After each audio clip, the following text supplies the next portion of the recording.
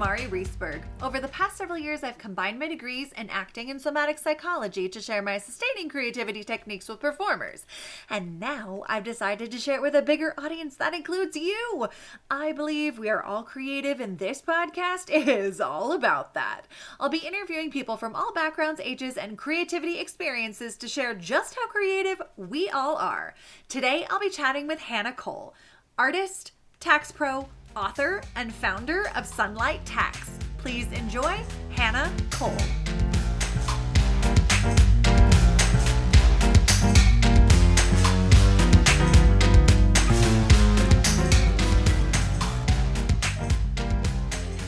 Welcome to the Sustaining Creativity Podcast. Today I'm chatting with Hannah Cole, artist and tax pro. She's also an author and the founder of Sunlight Tax. Welcome to the podcast. Thanks so much, Mari. Great to be here. I am excited to dig into creativity with you. But before we do that, why don't you take a brief moment and let our listeners know a little bit more about who you are and what you do. Yeah. So I've been an artist since I could hold a crayon. Like I always knew it was what I wanted to be when I grew up.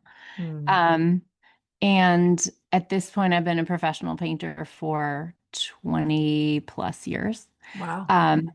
But I also am this total weirdo who went back to school to study accounting because as a professional creative person, I was so frustrated trying to get, information about how to do my taxes that, that my dad's accountant was like, when are you going to get a day job? And I just felt so like put down and disrespected in that space. And I thought like, we don't deserve this. We deserve so much better than this. And so I guess it's like in my core belief that creative work is connective. We are the empathy muscle of humanity. And like we help people kind of remember that humanity can be good and beautiful. And that work is important. We're the culture movers. You want to change the world, change the culture. So I just, that the whole reason I did this sort of bananas side project is because I just, artists need money, creative people need money, and they need to protect their money. And so, and we just need to be well served with good information. So that is why I started Sunlight Tax. I just wanted a place for people to know they could come for resources about like how to do your taxes. And this is like any kind of self-employment, not just artists, but anybody. So that's kind of what I do. And what I love so much about it is that, it's seasonal work. So I have a podcast that I talk about tax issues and year round, and I have a newsletter, but I also like after tax day, I get to go to my own studio and just make work. And then during tax season, I get to like connect with and be helpful for the creative community. So yeah. What a beautiful balance. And I love that accounting is the quote unquote side hustle. Yeah.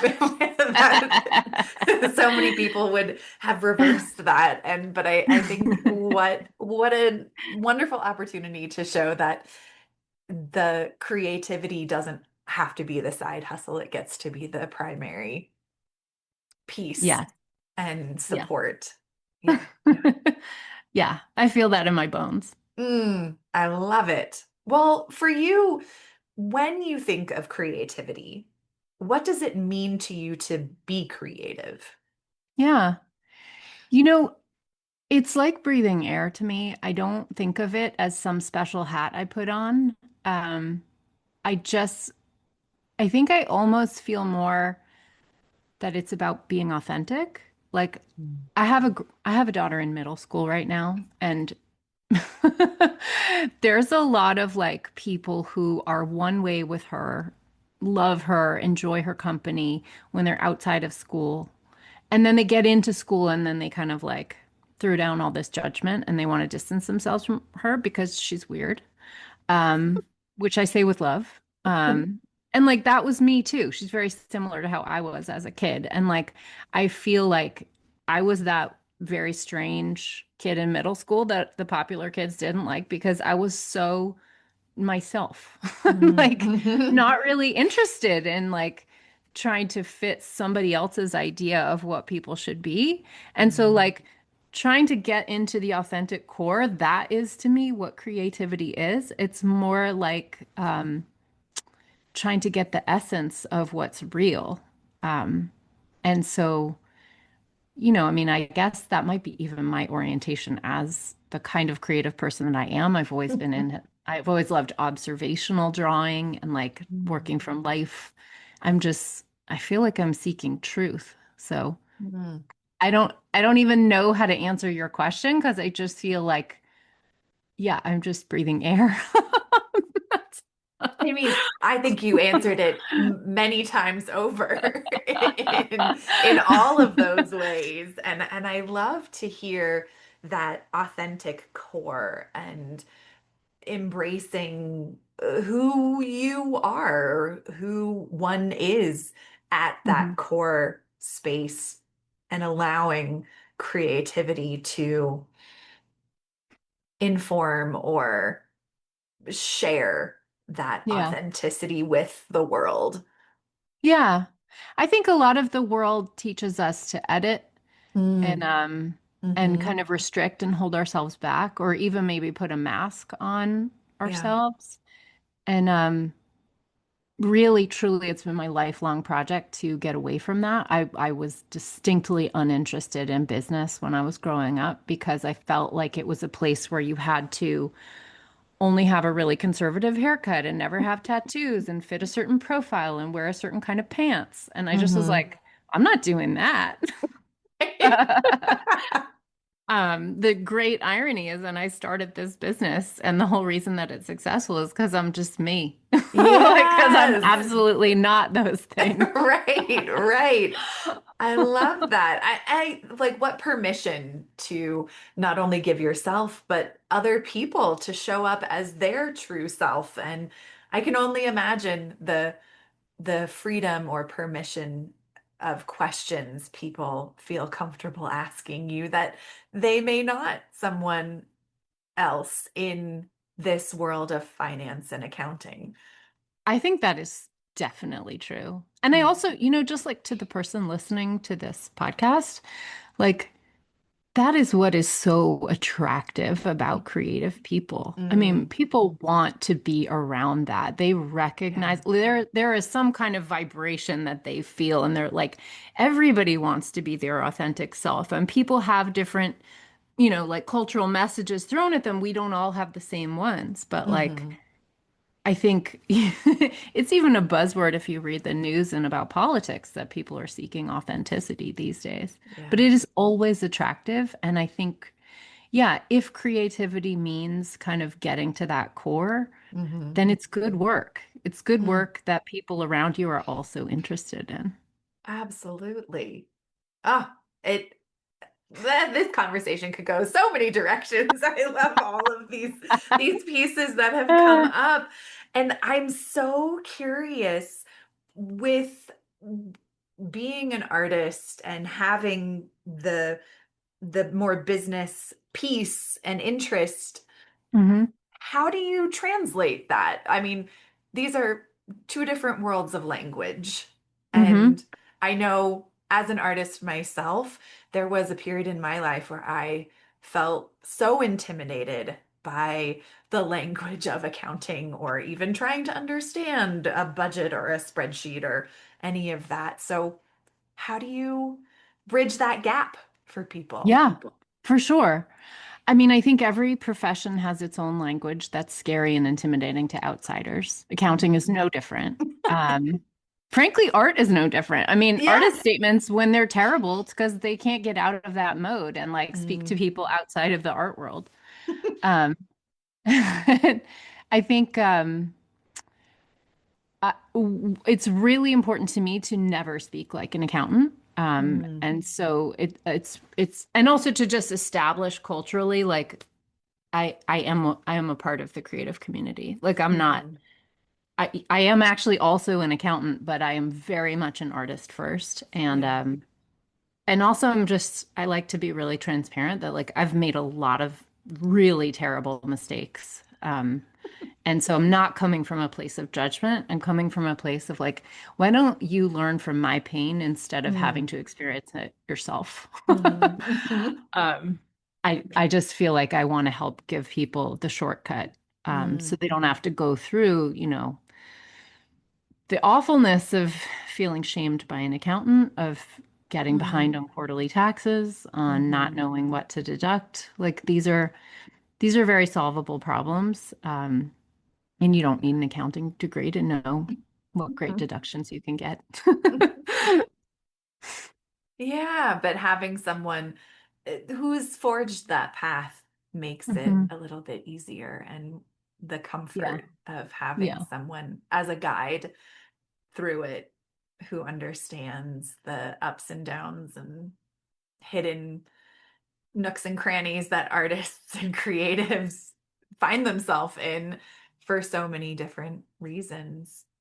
Absolutely. And I think it's also important to just touch on the stereotype that exists Mm, about creative people. yeah. Like there's a lot of, there's a stereotype that if you're creative, that you're also flaky, and like, Mm. or that if you're creative, that somehow you're bad at math or bad at business. And Yeah. I just find if you can just like think for a moment about yourself and everyone like everyone who does creative work, is that really true? Like, what I Mm, see among creative people is that creativity is a synonym for resourcefulness. Like, mm, the creative people I know, you see somebody who's got a vision for something they want to put out into the world, mhm, um, they're going to make it happen. That's the most resourceful person you've ever met. And if that mhm. person has a grant or has gotten like their first big client, that person is going to squeeze more out of every dollar than anyone you've ever met in your life. Like, I So just am true. not this stereotype about, us being bad with money or like incapable. It's just it Mm, holds no water to me. I don't, it's not actually my experience. mhm. So I think it's also important to just like level set that I think that stereotype is not coming from inside the house. It's coming from outside. Right. It is, like it's either somebody who doesn't want to pay you, Mhm. um, or it's somebody who just culturally doesn't understand you, right? And an accountant is like frequently that person because Mhm. we're scary to them. Right, right.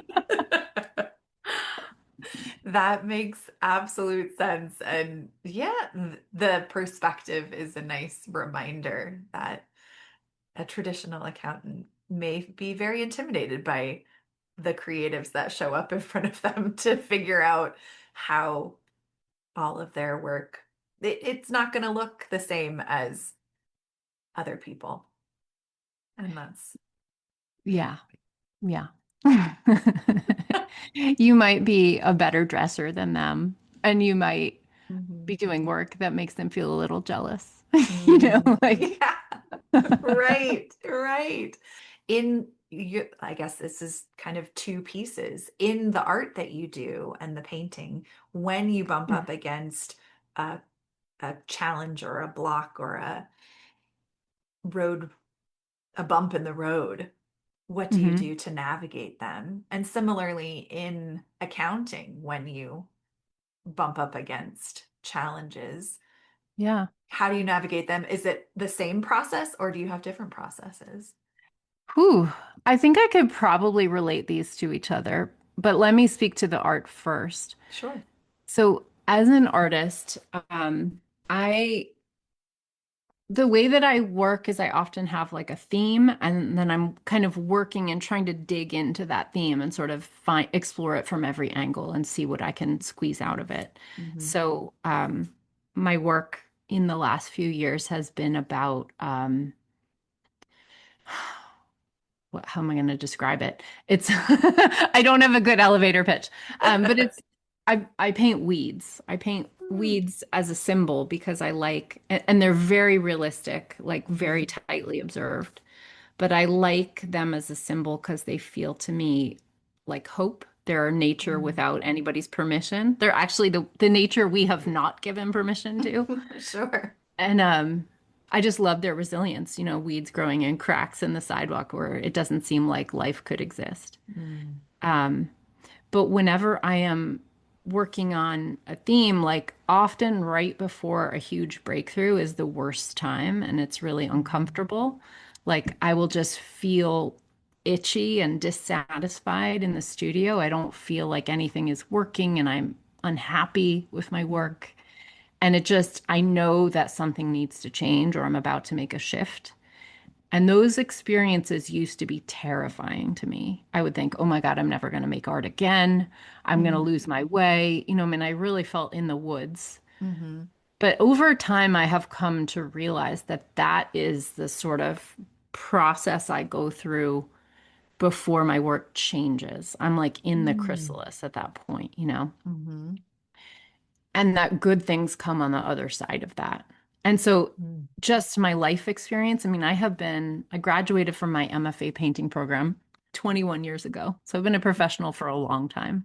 And I've just been through enough cycles at this point where I know, yeah, this feels yucky. This feels bad, but it's because this is happening. Like I just see what it is Mm. at a higher level now. And I just Mhm. have more faith. Like Mm. you know that if you keep showing up at the studio and you keep working, you're gonna break through. You Mhm. don't know how long that will take, but you do know that it will happen if you keep Mhm. showing up. So that's the reassurance I've had. That's like the wisdom of being in it a long Mm. time. Mhm. In accounting, I think it's a little different because I'm not like throwing out accounting rules at any time. Right.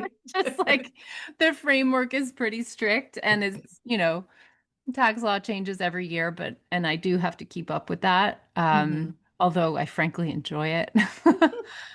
Um, but I think what is more maybe analogous to my art is just like running a business. I Mm. run Sunlight Tax and it's quite a complex Mhm. operation. And sometimes, people are feeling a certain way because the economy is not, feeling Mhm. good to people. Like, frankly, right now is one of those times. Yeah. And I can feel the sort of like discomfort amongst just people I'm talking to and potential Mhm. clients.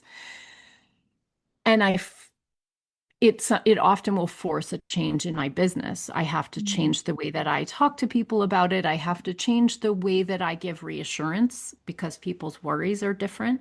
Mhm. Um, and change the way that I connect with people and sometimes change the way that I serve them. Sometimes Mm. people don't want a bunch of courses from me that are, videos they have to go through on their own. Sometimes people are just like, can you just hold my hand? Like, I want more guidance, right? So I've Mhm. had to make big shifts like that in business.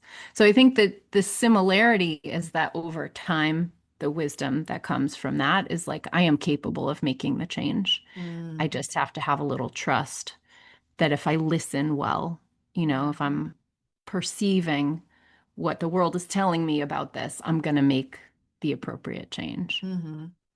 I love hearing because as you were talking, I thought, wow, Hannah has so much trust in the process and in the ability to pivot or to really listen, take it in, and make adjustments. And that authentic, it brings me back to that authentic core piece that we were talking about earlier in creativity. And where do you feel this trust in yourself was developed? Time. I Mm. think it's practice. Uh-huh. I mean, I really will tell you, and I had the experiences. I was teaching painting. I used to be a professor, so I taught painting at Boston University. Mhm. And I had a teaching assistant I was young. Like looking back, I was young when I was 27, and I had a teaching assistant who was maybe 21 or 22. And I was looking at her, like 27 and 22 are not that far apart. But I was looking at her experience as a young artist. Just, it seemed like everything was an existential crisis to her. And Mhm. it took that, it was like there was a moment where I was watching her because I related so strongly to her. I felt like I have been that person myself. Mhm. And I was watching her being like, you know, I have come to realize that not everything, some things are an existential crisis still, but not everything. And I've gotten better at discerning. And it Hmm. was like that was a little bit of wisdom of my 20s. And and over time, I've gotten more wise in that way. I can see even clearer. Like I Hmm. see the signs earlier. I see the patterns sooner. It Hmm. just it is, like James Clear wrote that book, Atomic Habits, and the whole time I Hmm. was reading it, I was like, this is my life in a nutshell. Because it's like his thesis in that book is you teach yourself you're good at something by keeping on doing it. You Hmm. have to show yourself you're good at something by actually doing it. Like you can't just open a book and Right. the world changes. You have to do the thing. Right. Yeah. The action piece is the important step that not everyone does. Yeah, and I think that relates to, being a creative person and making Hmm. creative work. My number one rule is show up and put in the hours. Like Hmm. I do not wait for inspiration. I Hmm. show up and do the work. And inspiration comes from working. Hmm. And so the more I just show up and do it, I prove to myself that I'm an artist and I Hmm. prove to myself that I work through things. And it's not sitting at home waiting for the mood to strike where I feel like it. It is, Hmm. no, I'm in there. I don't actually feel like it, but in working on this painting, I Hmm. get the inspiration for the next one. So Hmm. that's what my process is. It's just like show up and do the work. Yeah. And more of that and trusting that the next piece will emerge in the Absolutely. process. Yeah. And you Yeah. develop a track record over time. The more you do that, the more you trust yourself. Hmm. Hmm. What a beautiful cycle. And so Yeah, challenging in the beginning. it is challenging. I Yeah. mean, it is. It's not, that is something I don't think there's a shortcut for. But Yeah. but it's exciting. I mean, I think I've had more opportunity and more breakthroughs and more inspirational moments just because of the amount of hours I spend in the studio. Right. Yeah.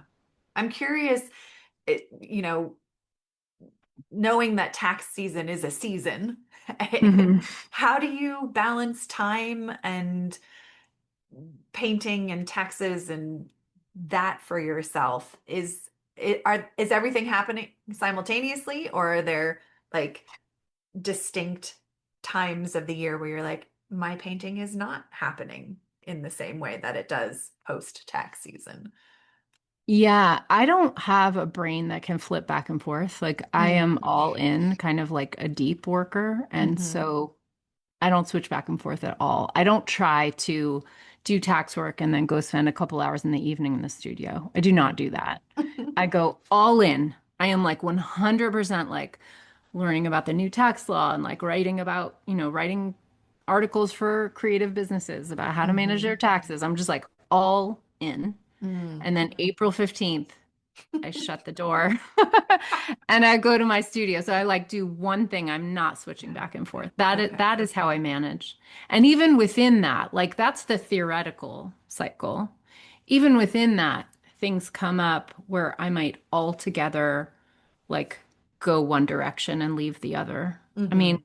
I'm in a bit of a horrible one right now, if I'm honest with you. I live in Asheville, North Carolina. Mm.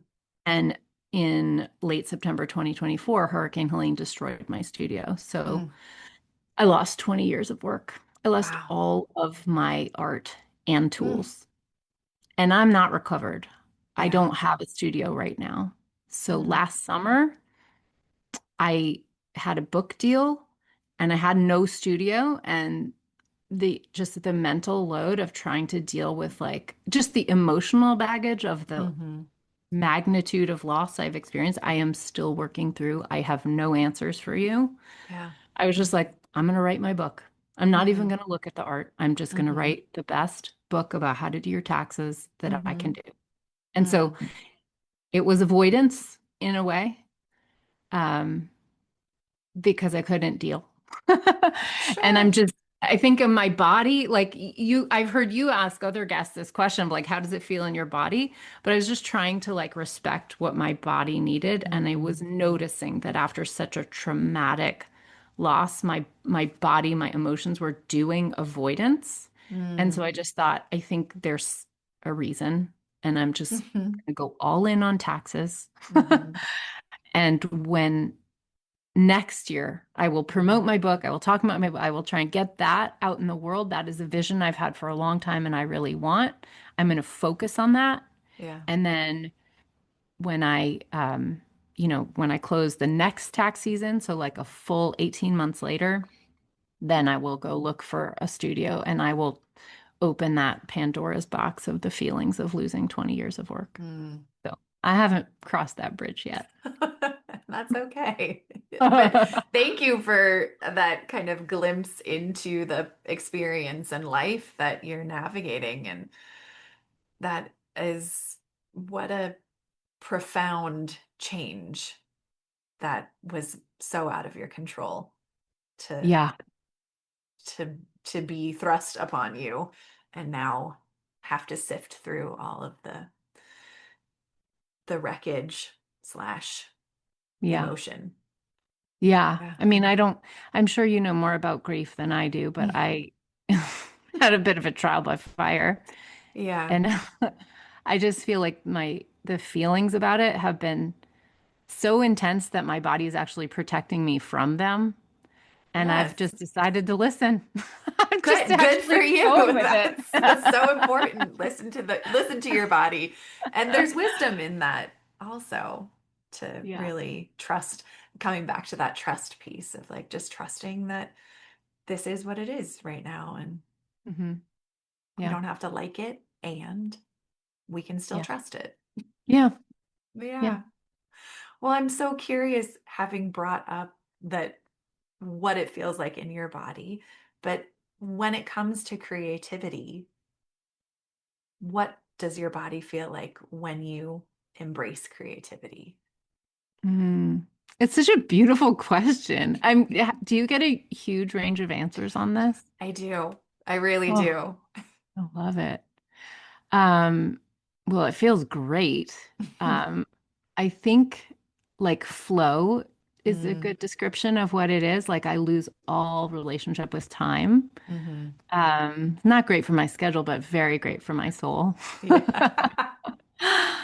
I also, I was giving a little talk about my art to just a group of friends, like a sort of a memorial about Mm, the work that I lost. And I was trying to describe, again, to a group of friends who are like doctors and teachers and people who are not artists. I was trying to describe the kind of art world that I exist in. mm, And I was saying, like, I am an artist who is, shows with a gallery and I have my work in museums. And what I'm really kind of aiming for is to talk to history.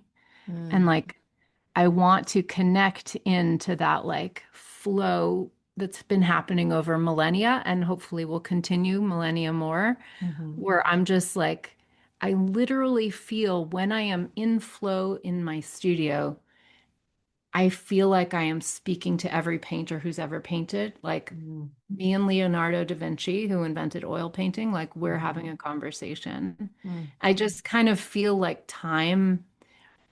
I don't mean, I do mean like I lose track of time and forget to pick up a kid at 3 o'clock. Like, yes, mhm. that, but also really on a much grander level, I lose track of time. I just feel like I'm talking to artists who've been dead for centuries, Sure. and I'm hoping to make work that someone will see 100 years from now and Mm, have thoughts about, and maybe mhm. they will make work that will have a conversation with it. So it has this Mm, sort of like engaging with history, letting go of time quality yeah. that, yeah. That timeless piece is it's such a beautiful space to hold Yeah. that there isn't a distance or a difference between artists who are painting 500 years ago and artists who are painting today. Yeah, no, I feel like a real cosmic connection. Hmm. Like I've actually heard this phrase. I think it was an art company took it. Daniel Smith, the Mm, paint company took this up as their logo, but I don't know where it comes from. It's Vita brevis ars longa, like life mm, is short, art is long. mhm, And I really feel that. Like, Mm, I am trying to make art that will outlive me, that somebody can see when I'm dead and gone, and they mm, can feel my humanity and like mm, connect with it. And as I connect with artists who are long gone, I can listen to Beethoven and I can, mhm. go to the MoMA and see a piece from somebody. The MoMA is a bad example because it's more recent. Like, Yes.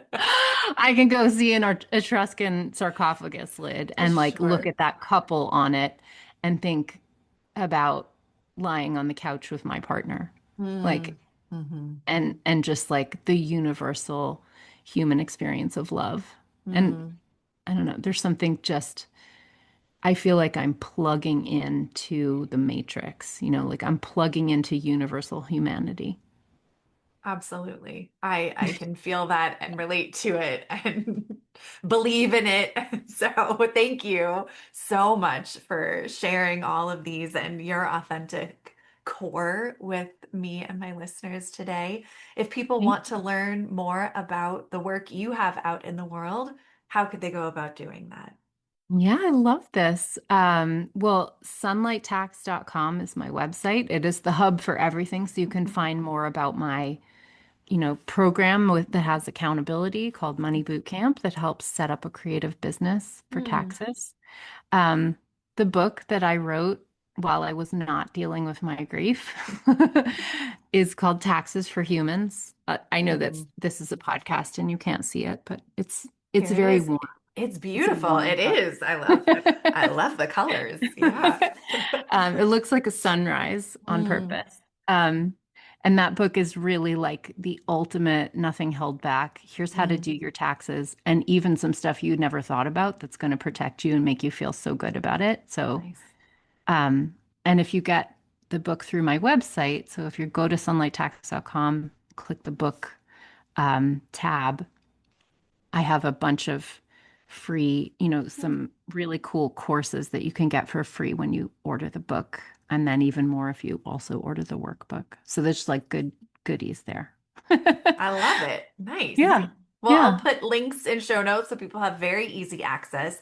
And thank Wonderful. you so much for taking the time to speak with me. I feel more connected after our conversation, and thank you again. It's been such a treat. Thank you. I love it. And I love what you're doing in the world, Mari. So thank you for having me. Appreciate it.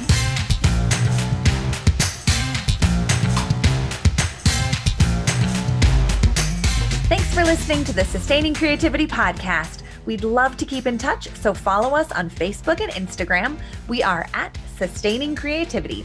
Make sure to subscribe to the podcast wherever you listen to podcasts. Tag your friends and family so they can listen too. We love to hear from you, so leave your reviews, comments, and questions. Check out our website, sustainingcreativity.com, for upcoming offerings and creativity coaching. Tune in Tuesdays for our next episode. And remember, with creativity, anything's possible.